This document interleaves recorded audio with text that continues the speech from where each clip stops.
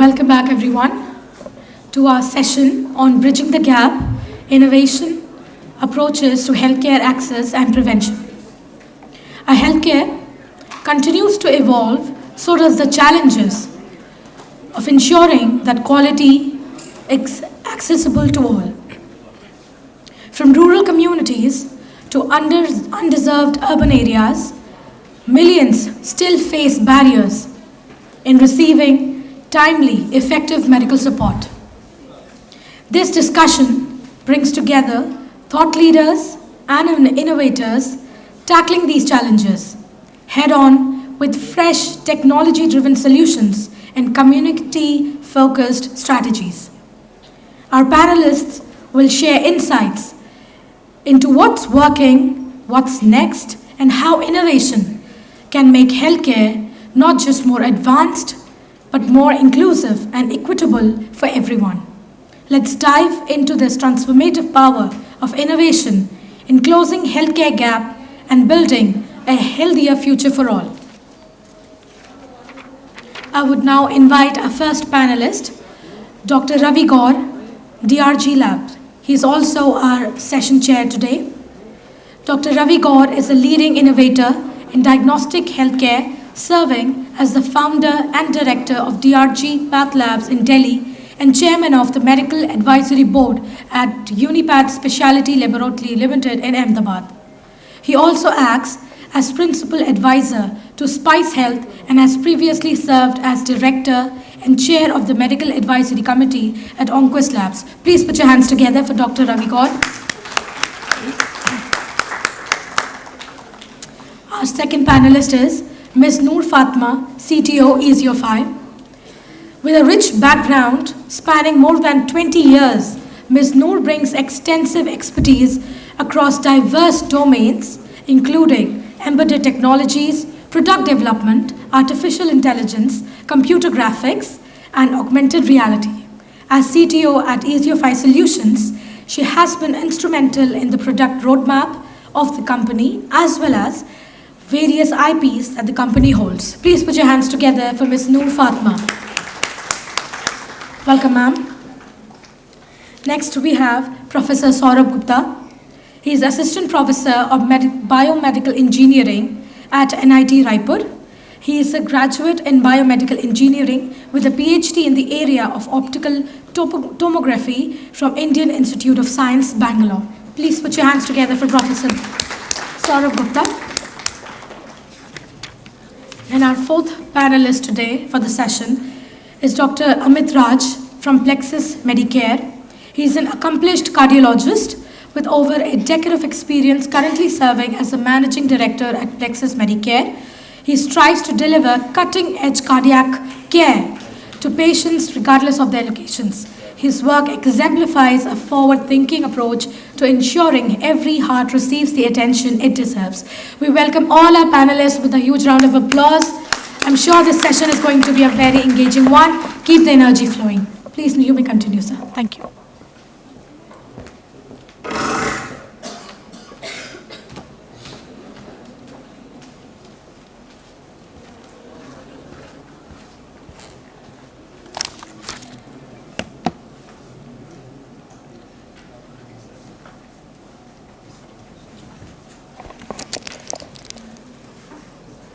Well, good morning, everyone. Can you hear me? Yes.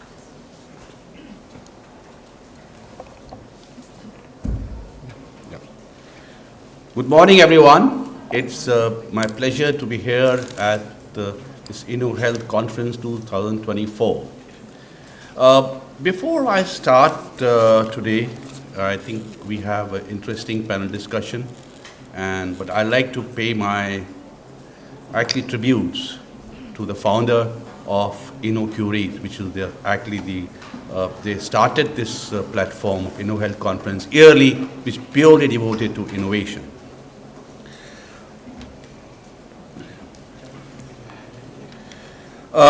Today, we are here all because of our visionary leader, surgeon, Rear Admiral V.K. Singh, sir. He was my mentor. He was my senior in Indian Army, and we have, in the remotest area of the country, when I was posted in a Siachen glacier. That was the first posting as a lieutenant I've gone there and way back in 84. He was the one, probably he saved my life because I was lost amongst the Siachen glacier at late night and I was not able to find my way. But I don't know if any of you have met V.K. Singh. He had a very loud voice. And, and as a search party was all across going on, and even sunsets there earlier, and the snow started falling, and I was literally all alone by myself, and probably I have the troops which were leading me, we have gone in divergent ways. But he was the one who actually shouted in the valley my name, Ravi, and that echoed all across, and that gave me a hope, and probably that gave me a direction. From which direction it was coming, I started walking toward that, and finally, I think I couldn't reach him. I think my probably deepest regards, and I think that's something what saved my life. I'm here today, probably all because of him. Thank you, sir, wherever you are. We actually have a lot of respect and regards for you. This is my personal thing. Let me start with the, So Surgeon Admiral V.K. Singh, sir, the founder of Innovators, believed in the boundless power of innovation, and that's what we are here for, Innovators. He has built a platform that not only redefined the excellence, but also inspires us to think beyond the boundaries. In fact, wherever healthcare, I'm an oncopathologist by profession, and we talk about, how to give the best of diagnostics to the last man out on the post. Because we can have best of facilities, probably the bigger cities, maybe tier 2 cities. But when you go to remote areas, what happens? You'll find it still 30% of population don't have an access to basic tests, blood tests even. What to talk about the care.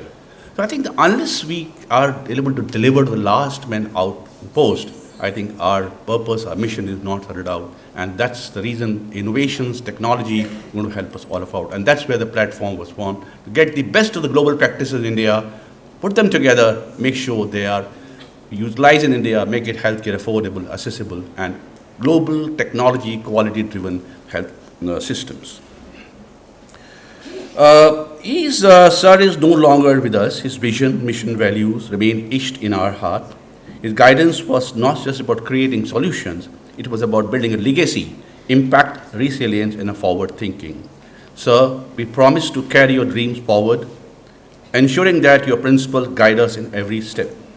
You may have left this world, but your spirit and teachings will continue to light our path, driving us to achieve what you so passionately ambitioned. Sir, we promise to take your legacy as we live through, and thank you for being a mentor and being there and guiding us and being a guiding force. With that, I start my, today's context. We have a very important, very distinguished panel, and most of them are entrepreneurs. They're working to various fields. I know a couple of them, Dr. Amit Raj, for last so many years. He's doing a great work. I'm sure we all are learning, probably waiting here to hear from him what he's done. We have Professor Saurabh Gupta working again, and Noor Fatma, again from Easiofy. It's very nice to see because healthcare was always driven by doctors. Now that we have so many innovators, technology providers getting it together. So I think this is what is required. It's not only the doctors which can work properly. We always felt doctor can provide healthcare, but I think there are many of you, many of these people. Now we collaborating together, making sure that healthcare is being delivered the way it should have been, because it's been almost like 75 years Indian independence. Why something we have gone wrong? Because we have not been able to provide the care to the people out there in the remote areas. So where have we gone wrong? It's not gone wrong. Efforts have been done. Everything has been put up, but solutions are not there. Probably technology, innovation, disruptive innovation are the need of the hour today. So it's my honor to stand here today, joining hands in a mission that goes beyond innovation, beyond advancement, and even beyond technology. We are here because healthcare is a fundamental human right and still remains out of reach for so many. Innovation, and this session, that's what heading is, bridging the gap. Innovative approaches to healthcare process and prevention. In an age defined by medical marvels, scientific breakthroughs, and digital transformation, it might seem surprising that the world continues to grapple with the barriers to healthcare access. There are still, I think, I was just reading an article a couple of days back. This is still about 40%, not only in India, but globally, people don't have the right quality of healthcare, access to healthcare. Access and affordable. You may be having a hospital next door, but you can't afford it. That's something, because what do you do about it? It's nothing so affordable. And then if at all it is there, probably the quality is not there. What do you do about it? Because ultimately you're playing the life. You can't be quality, good quality or bad quality. Healthcare has to be a standard quality for all and everyone. For every person who benefits from the cutting edge treatment, there are countless others who are left on margins, disconnected, underserved, and often unheard. We are all here to change that, and that should be our own mission. Coming down to preventive care. Preventive care isn't just a service, it's a promise, yet for many this promise remains unmet. I'm sure all of you must have heard, Ayushman Bharat, Government of India has launched, Honorable Prime Minister Mr. Modi has launched that. The preventive healthcare centers, which were there for many years, now because focus was not on the prevention, they're all illness oriented. Now they have been converted, but they have a facility called Wellness Center, and that name has been given Ayushman Mandir. Probably you can walk around and prevent and be feeling of well-being and happiness and health taken care of. The focus has now started last 5 years, and I'm sure we all have to take that forward. The preventive care, I just said, is not a service, it's a promise. Yet for many, this promise remains unmet. Education, engagement, empowerment must be woven into the fabric of a healthcare system. Patients need to understand their health, to feel involved in the care. Today, it's the era of patient-centric healthcare.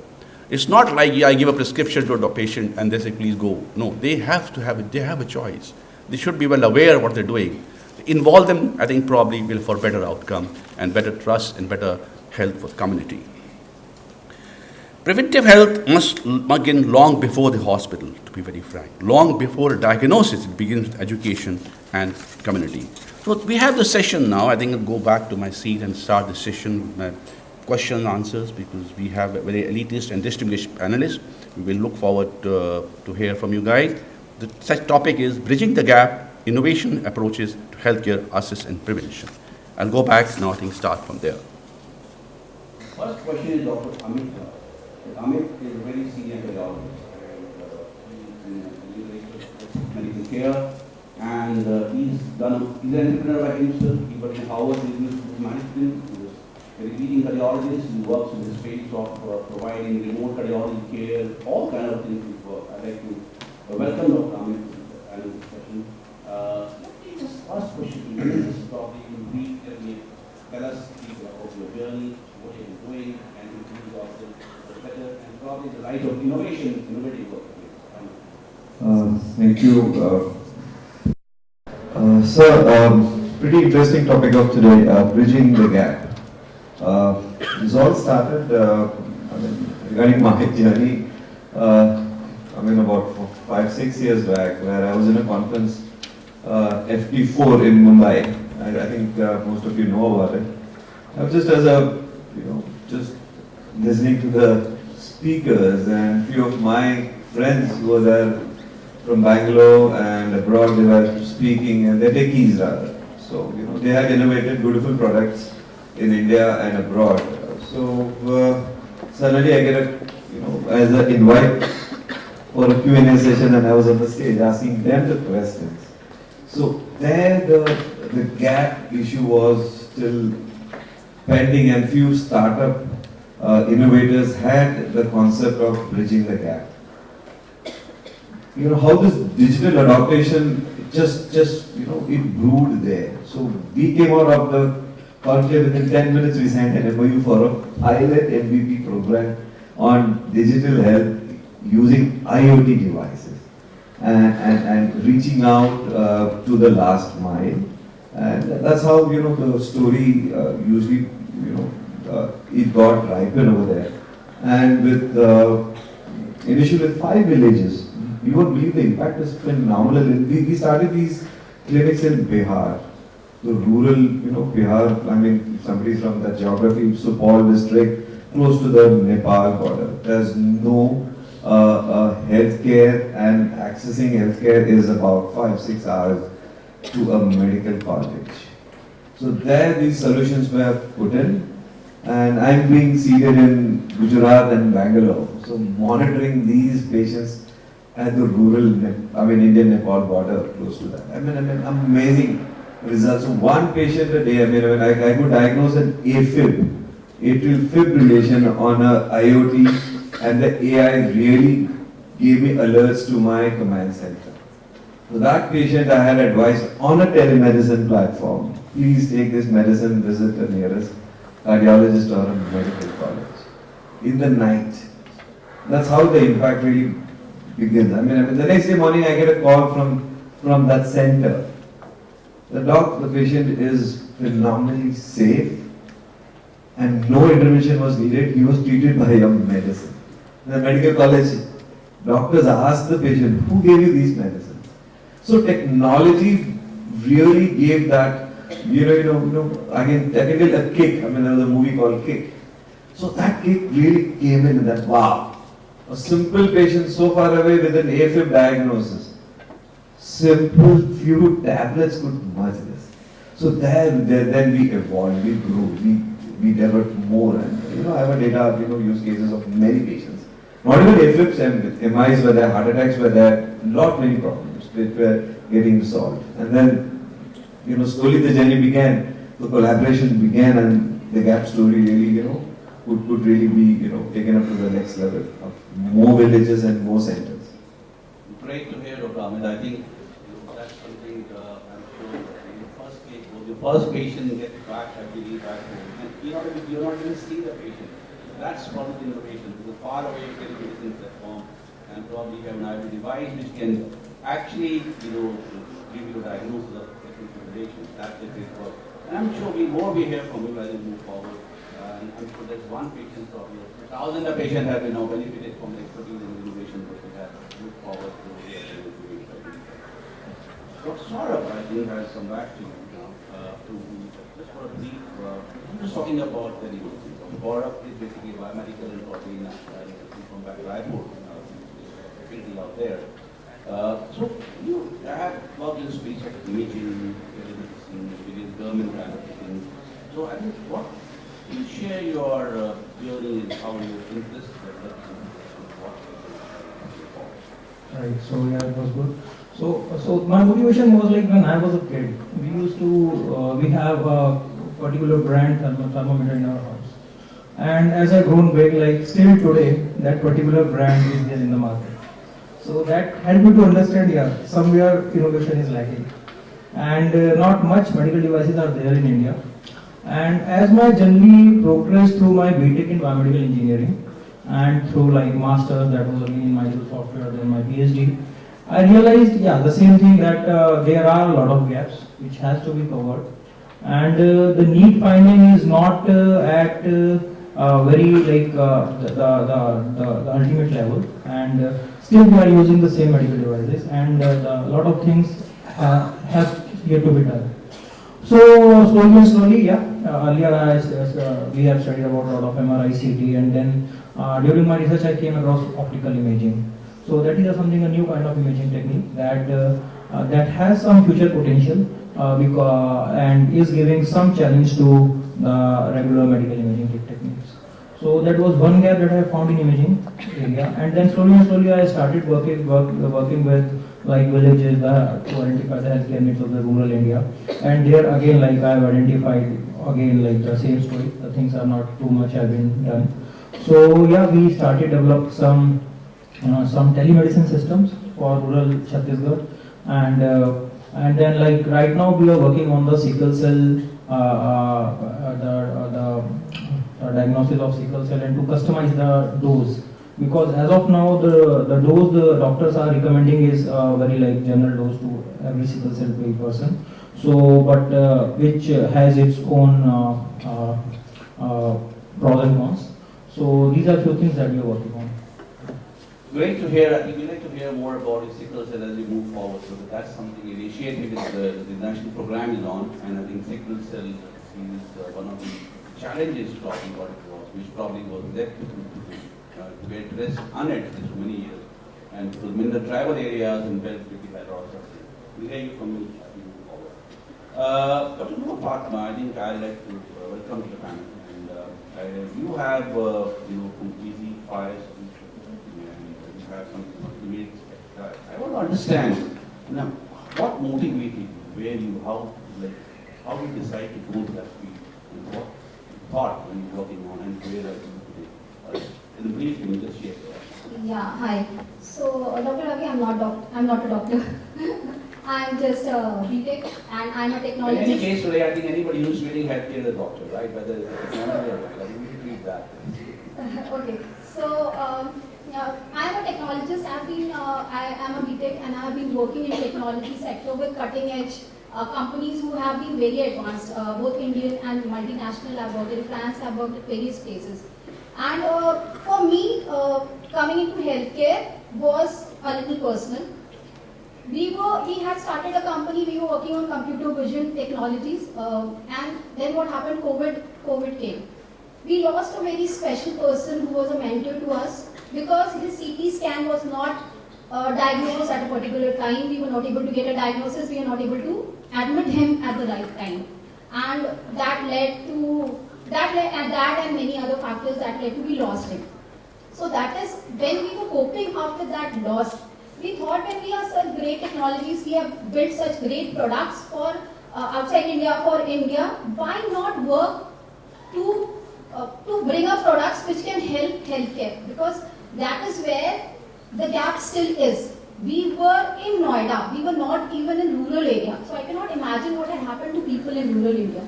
So that was the point when we decided that we would use computer vision, the AI, etc. What we were working on. We would train it for diseases, for diagnosing medical images, because that was very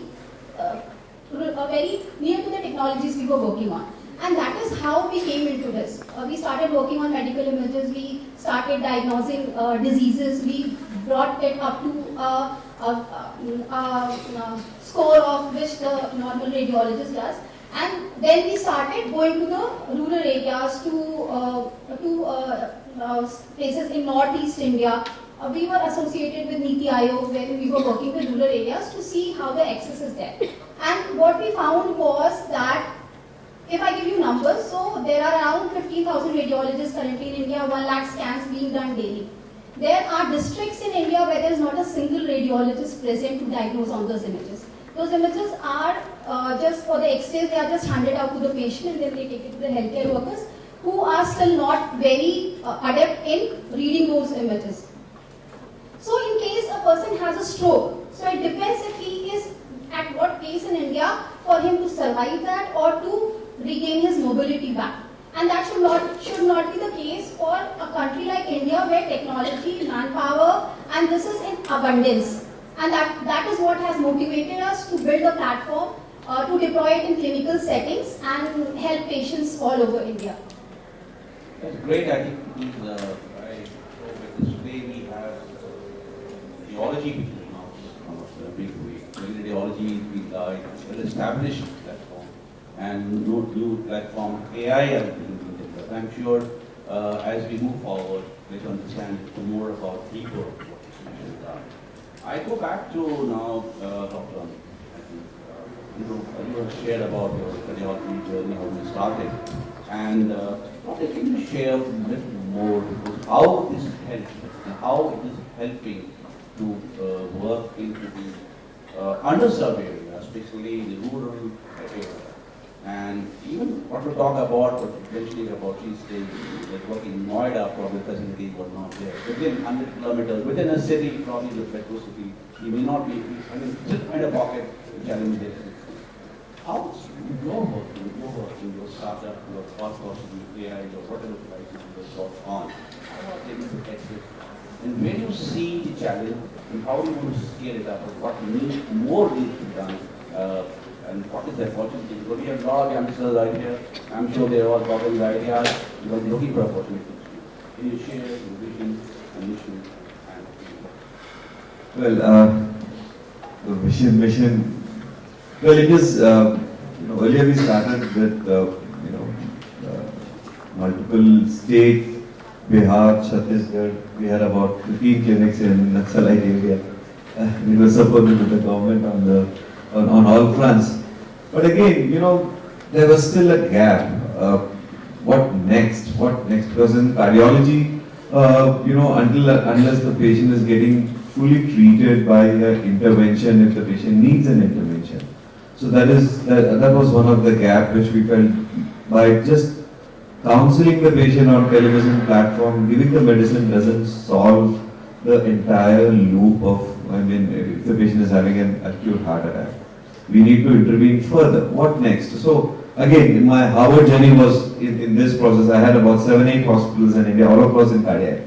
So in Harvard, I was presenting a paper and then about my expansion plans.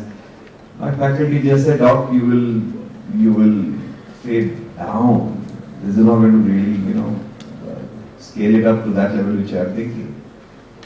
And I was like, "Dumb fox, what's happening?" So jolly good, he gave me insights. Please go visit few startups who have created a digital ecosystem in one district. So I stayed back, went to few states in the US, met up the startups, learned from their ecosystem, and then came back to the boardroom. Yes, now rather than we expand to all the different states for me, because I'm being in Gujarat and Bangalore, I cannot travel to Bihar or Arunachal or even far up north. So then with the help of the government, we could really focus into only Gujarat. So this on the mission part, this completely got changed. So let us make a digital dome, like how an Israeli dome is on their missile defense system. A digital dome in healthcare is now my mission, is to cover all the villages of one district. So at this moment we have close to about 56 districts been covered and the villages, covered under one district. So we are beyond the PHC and the community health centers. So you said, and the insights are pretty amazing. With one heart clinic, I'm getting collaborations from point of care diagnostic startups. Now, heart, fair enough. What about other diseases? What about diagnostics? What about diagnosing certain early stage infection? So these startups came up to me, "Doc, why don't we collaborate?" I said, "Wow, this is the power of disruptive collaboration." So one spark can attract many people. So in due course of time, I can foresee that these small villages will be under private government partnerships where we create a 24-bar system. I'm going to tell you all an amazing word on my mission. This is a phygital hospital. A physical hospital is over there, and there is a phygital. So, digital twin of my hospital on a dome, on a cloud platform, and this is giving me amazing results. Company is profitable, patients are getting benefited. The impact of the digital approach to the accessible mission is getting resolved, and startups are going there. So, on a collaborative method, few startups coming along together in my ecosystem. We are creating this. And now what about post-COVID, the trust which is lost between a doctor and a patient, which earlier someone did mention yesterday as well. How do we bridge the trust? Patient centricity, how we educate the patient. Me as a doctor, I cannot be educating about myself, my degrees, my qualification, day long, no. So use digital tool to help or become, a friendly doctor. So there the evolution of a virtual assistant came in. Then we created this metaverse solution where we educate the patient before the patient comes to the hospital. They are like apprehended with so many questions around, they are scared. So relieve them of their scaredness, give them the value what we are going to offer.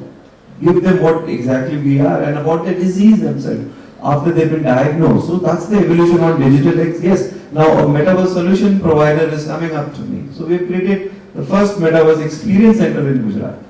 And now, with these number of patients getting, coming in into these villages, how AI is going to solve the problem of, addressing the volumes. I cannot be consulting a normal patient. I need to have my junior assisting them. So how do we filter these so that AI solutions are getting built up on the system? So as we progress, this digital adoption, collaboration is the key. So from a clinician, educating myself from digital tech companies and putting that to real ground, innovative, in these centers, the results are by default speaking by itself. And the company is growing. So, the accessibility issue, and for 2025, I have a bullish mission on digital approach. I'll explain to it later. But this is evolved. I mean, when we met, I think long back in, 3 years back, 2000, Sachin would know about it, where Singh sir, VK Singh sir just came up to me and said, "Doc, अच्छा कर रहा है यार. I love your work. Gujarat आते हैं." He came to Gujarat, he saw one of my centers over there. Wow. So that's, I said, "Doc, इसको आप आगे बढ़ाओ. जो support चाहिए मैं खड़ा हूँ." मैं बोला, "सर, ये conference ही networking बनाता है. Conference में क्या पता कोई startup can come up to me with an innovation. Yes, we jointly do something. Once the zeal is there, result is by default the byproduct." So that's how the journey is going on. Great, I think I'm sure the journey is great work. I know something about it, and let me just put it the right way, because before I met Amit, I think a few years back, when we started talking about remote care, before that I only heard of Devi Shetty. He was doing some kind of a cardiac management. I never understood that what was his way. Earlier I was only about, okay, from far away we can take care of the real heart. Dil ki baat मुंह से पहला भी बात हो सकती है. Somebody can talk and you can like yourself, be happy about the heartfelt open up. But what about the real heart? That's what he is doing. The great work. I think I'm sure that heart care is actually happening. You can have remote control. You have AI solutions. You can have probably your heartbeats can be seen right here on a mobile phone. And probably AI can tell, okay, now you need medicine number 1, medicine number 2, and probably then direct you or somewhere. An ambulance will be directed to your house. You just get up and somebody knocks your door. Because why? Because you're being a variable which is given a some atypical beat, and ambulance say, no, your heart is not in order. You say, no, I'm perfectly fine. I had a good heart at night. But no, you're not fine. Those solutions are nothing happening. I'm sure that's where we're bridging the gap. That's where the prevention will also happen. You can probably sit at home to your own ECG by a small device. You can actually take an ECG which is now, you can say linked to your mobile application and linked to your healthcare provider. They give you a real insight. No worries, don't come today. 6 months, you all fine, come out of 6 months. It's preventive care probably made easier and at home. And I think the technology will make solutions for that. Now I talked about Saurabh, I think you talked about sexual cell. I think I'll put it slightly different. This is an era of personalized medicine. We talk about personalized medicine, precision medicine, personalized diagnostic analytics. With the growing focus on personalized, that's what sexual cell and specifically you're talking about also. How do healthcare analytics and decision support system bridge the gap between diagnosis and timely effective treatment? People you can diagnose fine, but I think treatments are not really effective. One example I can give. We've seen 60% of people, the people on diabetes take metformin, anti-diabetic drug. 60% respond and 40% don't respond. Why? There will be something more. Probably there is more personalized. So throw a more light, how is diagnosis and treatment get more personalized, analytical, and probably preventing complications? So yesterday we had a lot of conversation about LLMs and ChatGPT. So I think that is the right direction that we are going on, and that is a mainly contributor to personalized medicine as of today. So just 2 days back I came across one use case for ChatGPT where a woman has put the pictures of her skin and asked about the skin routine, and she has really got a very good night skin routine about her, and it also had given some good effects as a personalized care, we can say. So yeah, definitely technology is moving, and the future is about more and more customized medicine. And I think that is one of the reasons that the kiosk has not been very much successful, because again, like when it comes to the telemedicine kind of scenario through kiosks, so like there again we were moving towards the developing the hardware and putting the kiosk at particular places, and which was not very much helpful when it comes to the personalized medicine. Mobile health, e-health, it is contributing more towards the personalized medicine, and more and more like AI, with the development of AI, things will change. And as you very well said right now, that we just got a wrong beat and the hospital, ambulance will be there on our gate. That's, I think, great, because I think everything is getting customized and personalized. What we today we talk about treatment part, it's called a target-based therapy. Yeah, I think I'm sure many of you must have understood what happens. This all started in the space of oncology and cancer. But today, and when the advent of molecular biology and genomics was started, in cancer, at one point of time, it was like lung cancer, the lung cancer. What the treatment was? The drug, it kills your entire lung cell. It radiation, finish, run the force. Today it's not like that. We have very high, we have diagnostics which are molecular and genomic based. Cancer is nothing but a mutation of genes happening. Genomics and NGS and sequencing, many of them. We can probably have a tumor profile. We can get to know which gene has mutated. Maybe millions of genes have mutated. Which one is actually, this is something that's going on. This gene is mutated, a drug will act only at mutation gene. So therapy becomes too targeted. That is why you can see over the time, the chemotherapy become almost at a decade. There's less of complication. People are recovering. Probably the survival rate is going higher because you are actually killing mutated cells, not the normal ones. And that's, we have gone to that extent. It's already happening in the oncology space. It's already happening in the radiology space. Something talking more in neurology. When we are talking about, what kind of a drug is going to act on your body. It's something everybody takes similar drug. They have a different environment, different body structure, different lifestyle. So what is going to happen? This is all now part of personalized medicine, which is helping the treatment and the right diagnosis. Secondly, the preventive care, because it's like if you look at the 10 people having I'm sure you must have seen that lately. The 10 people have similar report, go to health checkup. Everybody, thyroid is normal, cholesterol is normal, sugar is normal. Fine, all of them, all reports are okay, let me go back home. You come back after 1 year. But 10. Within 6 months, who developed hypertension? One had a cardiac arrest and one had another disease. Why? Everything was fine. And that's the reason today we have all our applications are happening today. We are not only talking about the biochemical markers, blood tests, routine physiology, but environment, the lifestyle, what we eat, what we get up, put together and analytics. And the analytics gives you a risk score. 10 people will have, if somebody will sleep early, somebody will late, somebody is vegetarian, somebody is non-vegetarian. All this is variation will happen. Two individuals not alike. When you put together all the factors and parameters, they will be arrive at a risk. So even the 10 people have the same value of cholesterol or anything for that liver function or hemoglobin and everything, but there is a lot of risk code to play. And that risk code defines your further action of the care. I think this is where the technology is in the gap, and this is where I think all of you probably there are applications now, but they all needs to be careful about. Healthcare needs validation. You cannot launch something, ultimately it's the life. Whatever you're doing, partner well, understand well, go back to your seniors, talk to the person who's been working conventional skills, mix them together and probably arrive at a right validated study. And once it is validated, more it happens, better it becomes time to time. That's it. I think come back to Noor Fatma. I think I'll still call you a doctor, Prof. And let me hear from you. Because I want to hear from you. Because, you have developed solutions especially for image XAI, which is how was it adoption?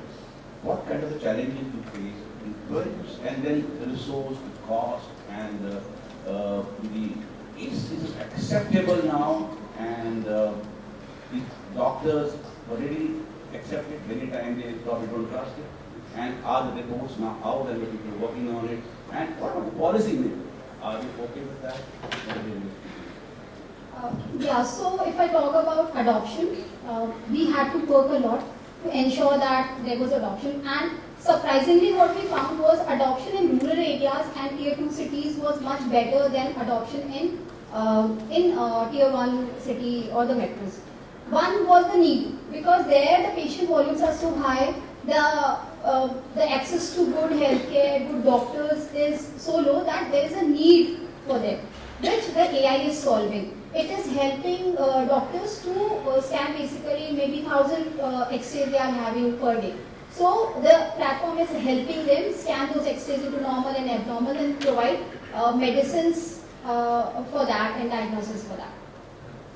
So now if I talk about the policymakers, so initially itself when we started building the platform, we are associated with Department of Telecom, we are associated with NIT Raipur, we are associated with various policy makers, the Department of Health, etc., who also want to work in that and who want to see how the adoption is going, how it would help. And through their pilot schemes, so they had 5G health pilot schemes at various aspirational districts, various collectors, they were ready to adopt those solutions to help their people. So using that platform, we were able to go there and see if our solution is making sense to them. And another thing was, if I talk about adoption, so technology, if we sit and make in a lab, it is very good.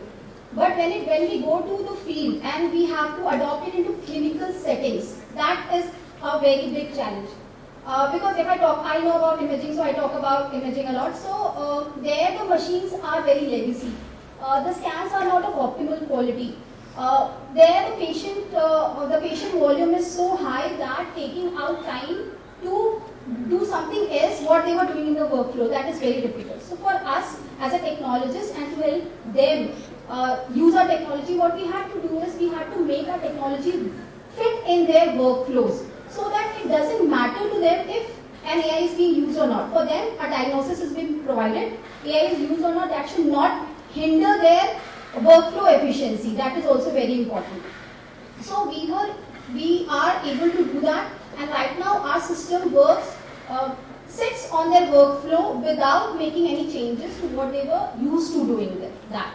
And that made a lot of difference in adoption for us. And radiology, if I talk about, so a lot of teleradiology platforms are there who are adopting our AIs to provide better diagnosis, faster diagnosis to people. So that wise, we have been lucky that adoption for us has been good.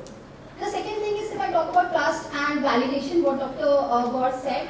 So validation is a very important thing. For that, as a startup, we have collaborated with various research institutes, AIMS, leading doctors there who are bullish on technology, who know that it would help a lot. So we have partnered with them. We are running validation studies. We are publishing the papers so that it becomes evidence-based and it fits into the system. I think the more you partner with the people, better you become. That's what they have to do. No, I come to the next question to you. Where do you see the future roadmap, and how do you want to scale it up? And do you think this is going to be normal across? And what kind of investment for something has to be? Because there is a lot of interoperability challenges. Yeah. So before we proceed to Saurabh and Amit, to hear more from you, what's the future vision? What we want to take it forward? How do you want to address the interoperability challenges between doctors? So first I would talk about interoperability. So luckily in radiology there are systems, there are standards. So there is a DICOM standard which is followed everywhere. Across all machines there is DICOM standard which is being followed.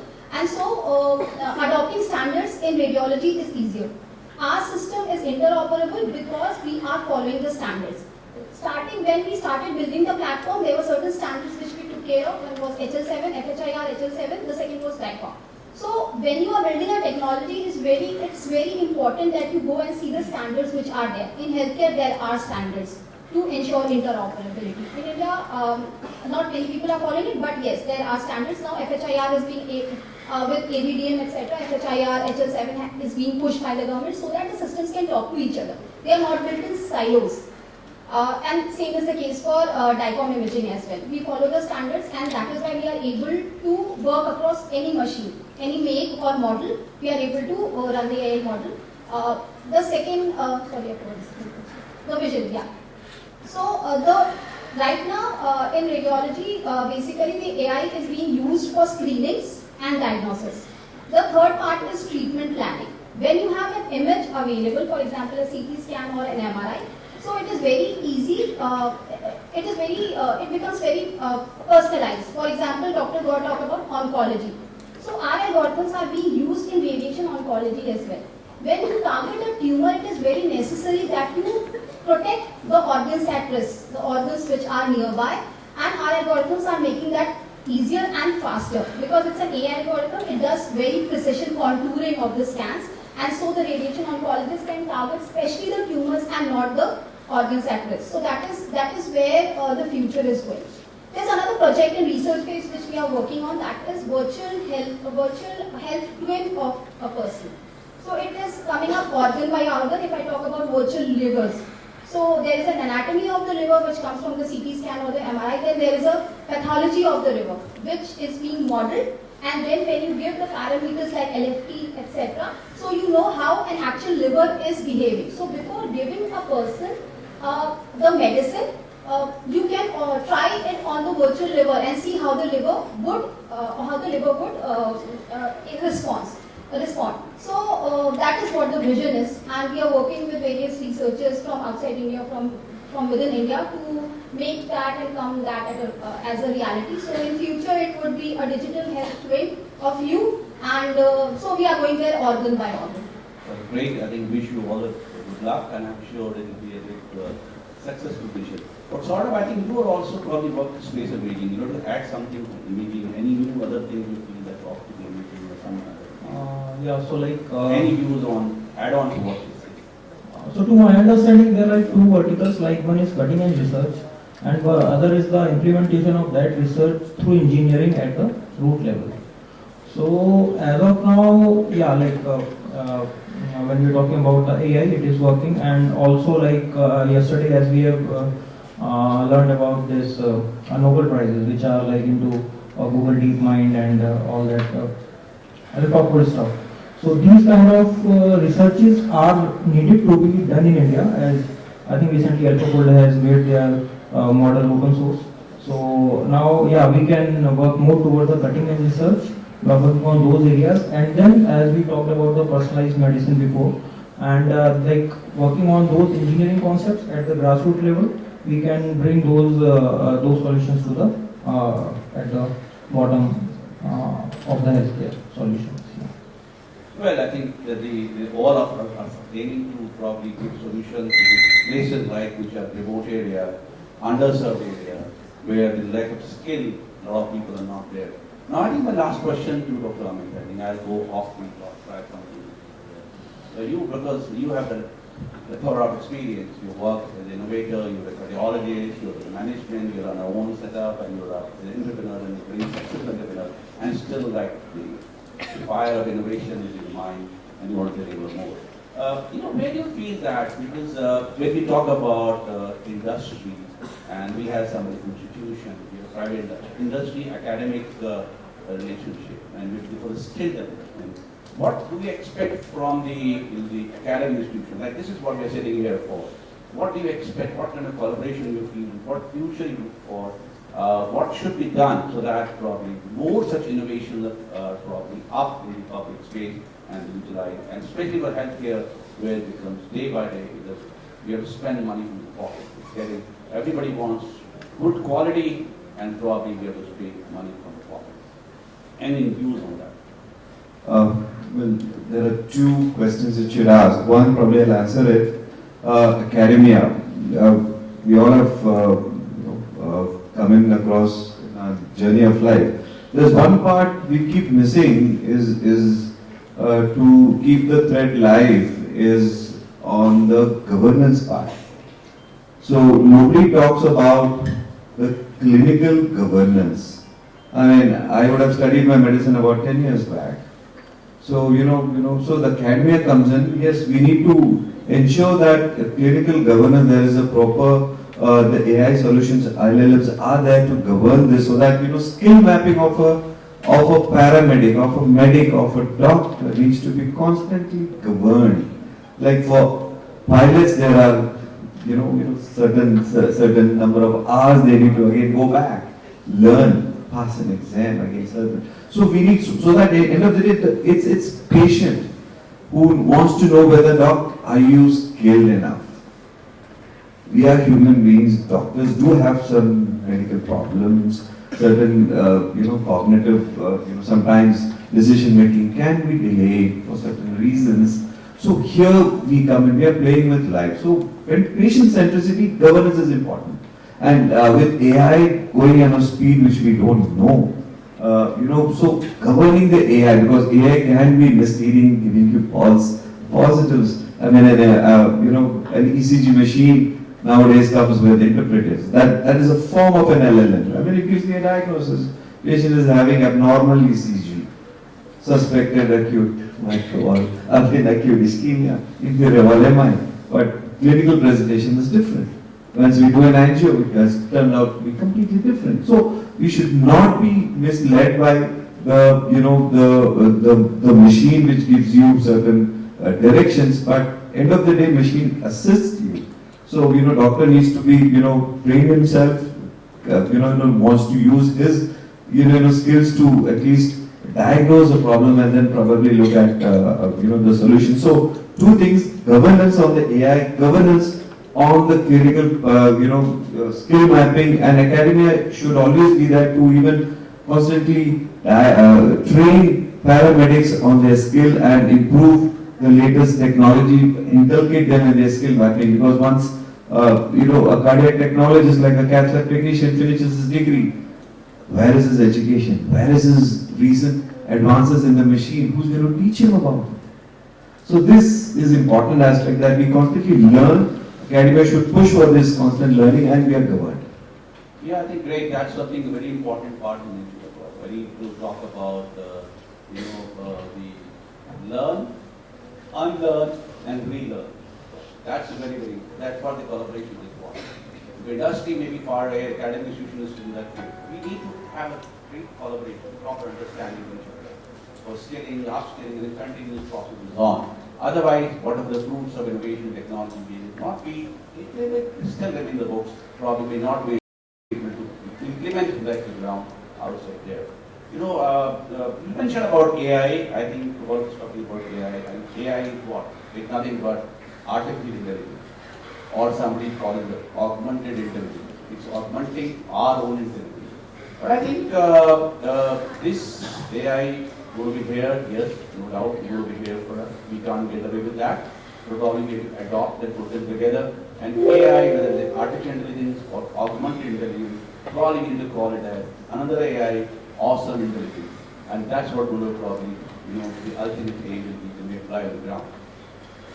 So I think we have a signal from the discussion that we are time is almost over. So probably just having one moment, if not really more than that. Any last big message you'd like to give for students? Just 30 seconds. Anything you want to say? If you have a mission, if you're great in your thoughts, in your innovation, or you want to do something, destructive collaboration is only the key. I mean, I've adopted digital only because I felt this is going to change, and change is believing. I mean, first believe, and then by default you can expect the change coming. You might feel resistant, but collaborate. And as an entrepreneur, I would love to hear from people who wants to showcase their product, showcase their innovation. I'm always there to support them. So I will say just remain curious about healthcare needs in India. There are a lot of scope in India, and I think still not many health tech companies are there. So you have a lot of good chance to become next Philips or GE or easily fine. So that is something. Make in India and make in India for the world. That's important. So we are sitting at ITD, and what I want to say is that as technologists, it's our responsibility to contribute towards the society. And yes, you can work in technology, but healthcare is a very good field where you can contribute. So if there is any interest and all, you can reach out to us. We provide internships, we take people in to help us, and it would be a great insight. I look forward to a very good future for health in India, where we make every technology accessible to everyone in India. Great. I think all of us are on the same mission, and I think all of we have the same direction. I'm sure we'll be able to deliver. And the new generation right here. I'm still a new generation, maybe I'm older now, but I think we can always take it together. Like for my thing is like if you look at the word innovation. Innovation by itself has got everything inside. Instead they say like I. I stand for ideas that transfer care delivery. N a new technology for better outcomes. Then we have another N, that's the next generation solution for patient wellness. O, optimized system for efficiency. That's everywhere what we need. The V is the value. Whatever you're doing, it has to be value-driven kind of work. Because you may do something, value for the point you're working on. Then, the advanced diagnostic for precision. That's the most important. Diagnostic is actually become a center of everything. We have advanced diagnostic for getting precision therapy, precision monitoring, or whatever you want to do that. Technology includes empowering inclusivity. We need to have everywhere technology should take over and empower all of us, and I think we can utilize the technology for the way. I, again, innovation. Now that's important what I'm trying to talk about. Innovation, empathy, digital. We need to be, the touch buttons can help, but physical touch heals. That's the important part. Empathy has to be part. We need to be in doctor's chamber, sitting across in front of each other and hearing it out. Virtual is also fine, but this is equally important. So whatever you're doing, keep that in mind. O for opportunities. There's a lot of opportunities, especially bridging the gaps. There's a lot of gaps out there, and we have a lot of opportunities. And I think the only answer for collaboration. Networking solution for global health. You have to collaborate with each other. That's what innovation is. And this is where innovation can bridge the gap and take care of our health system. So I sum up with two more lines before I say thank you for healthcare. Probably, what we see now today, where the gap is. We have been seeing what it does. We have technologists, we have all field people working in the field of healthcare. It's not only the person who is a doctor or a medical paramedic. Healthcare today becomes not responsibility of the policy makers, just decision makers, or the doctors. It is a shared commitment amongst all of us. Preventive care is also no longer a choice, but a necessity. Because without it, our very humanity is at risk.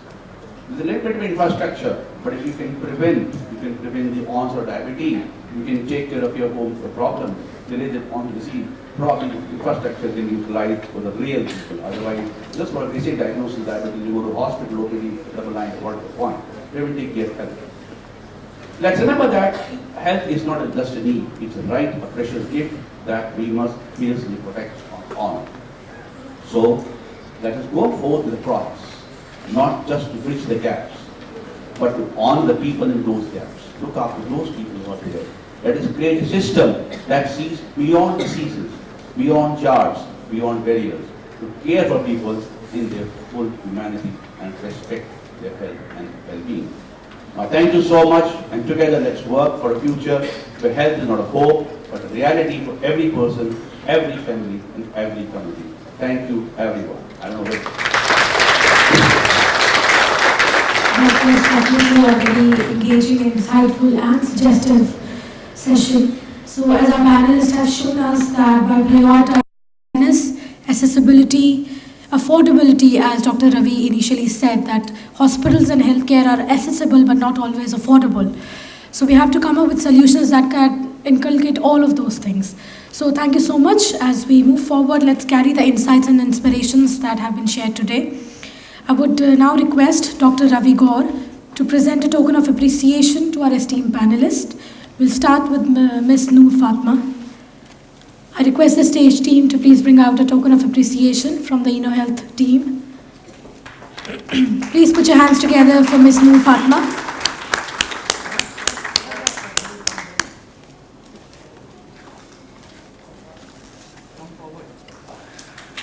Please put your hands together. This has been a very engaging, insightful session.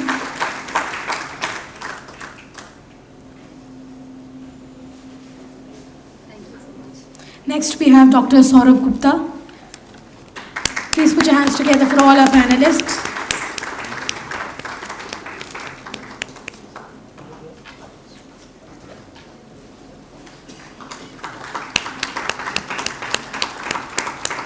Now I would like to invite Professor Dr. Sanjeev Kumar, 3-Domain Health Leadership Foundation, to please come up on the stage and felicitate Dr. Ravi Gaur. Please put your hands together, please.